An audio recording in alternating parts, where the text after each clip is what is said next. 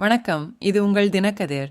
இந்து சமய அறநிலையத்துறை மூலம் திமுக அரசு செய்த சாதனைகளை பிரிவினைவாத சக்திகளால் ஏற்றுக்கொள்ள முடியாது என்று குற்றம் சாட்டிய முதலமைச்சர் ஸ்டாலின், மக்களுக்கு தொடர்ந்து சேவை செய்வதற்கான தனது உறுதிப்பாட்டை புதன்கிழமை உறுதிப்படுத்தினார். தமிழ் துறவி திருநாவுக்கரசரை மேற்கோள் காட்டி, சேவை செய்வதே எனது கடமை என்று ஸ்டாலின் கூறினார். மேலும், சேவை செய்வதே எனது கடமை என்று கூறினார். மேலும், தீங்கிழைக்கும் பிரச்சாரங்கள் மற்றும் இழிவானவர்களால் பரப்பப்படும் தவறான கதைகளால்தான் கலங்காது என்று அறிவித்தார்.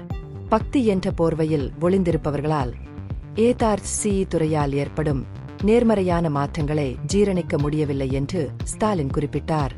இருப்பினும், ஆன்மீகம் மற்றும் மத சேவையை மேம்படுத்துவதில் அரசின் பங்களிப்புகளை உண்மையான பக்தர்கள் வரவேற்று பாராட்டியுள்ளனர் என்று அவர் சுட்டிக்காட்டினார்.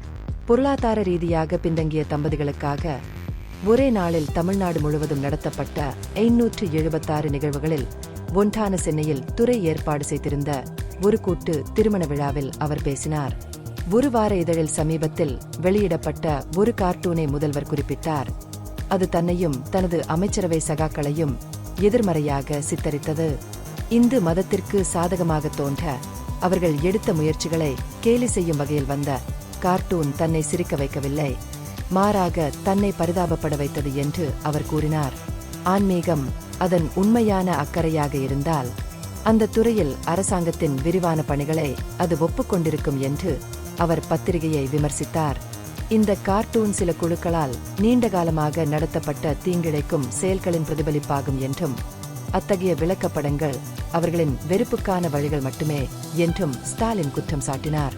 அவதூறு தன்னை பாதிக்க அனுமதிக்கவில்லை என்றும், அதற்கு பதிலாக அதிலிருந்து உந்துதலை பெறுவதாகவும் அவர் மீண்டும் வலியுறுத்தினார். துறையின் குறிப்பிடத்தக்க சாதனைகளுக்காக மனிதவள மற்றும் பொது போக்குவரத்து அமைச்சர் பிடோட் கே. சேகர் பாபுவையும் அவர் பாராட்டினார்.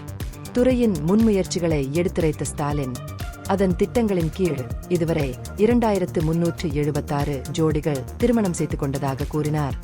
மாநிலம் 3177 கோயில்களில் கும்பாபிஷேக விழாக்களை நடத்தி 7655 ஏக்கர் கோயில் நிலத்தை மீட்டுள்ளது. இதன் மதிப்பு 7701 கோடி ரூபாய். பட்ஜெட் அறிவிப்பின்படி இந்த ஆண்டு 1000 திருமணங்களை ஏற்பாடு செய்ய அரசாங்கம் இலக்கு வைத்துள்ளது. ஒவ்வொரு ஜோடிக்கும் 70,000 ரூபாய் மதிப்புள்ள பரிசுகள் கிடைக்கும். இதில் 4 கிராம் தங்க தாலி, சமையலறை உபகரணங்கள், பாத்திரங்கள் மற்றும் பூஜை பொருட்கள் அடங்கும். இந்த பகுப்பாய்வு நுண்ணறிவுள்ளதாக கண்டால், முக்கியமான அரசியல் முன்னேற்றங்கள் குறித்த கூடுதல் புதுப்பிப்புகளுக்கு லைக் செய்யவும், ஷேர் செய்யவும், சப்ஸ்கிரைப் செய்யவும். இது உங்கள் தினக்கதிர். நன்றி.